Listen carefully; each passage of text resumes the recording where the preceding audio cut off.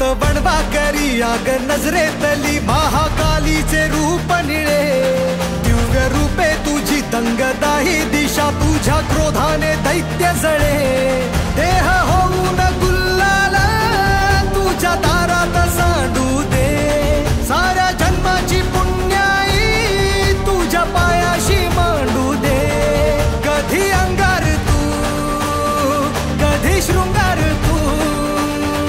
कधी अंगार तू कधी शृंगार तू तुझ्या पायाशी आम्हा राहू दे आई जगदंबे आई जगदंबे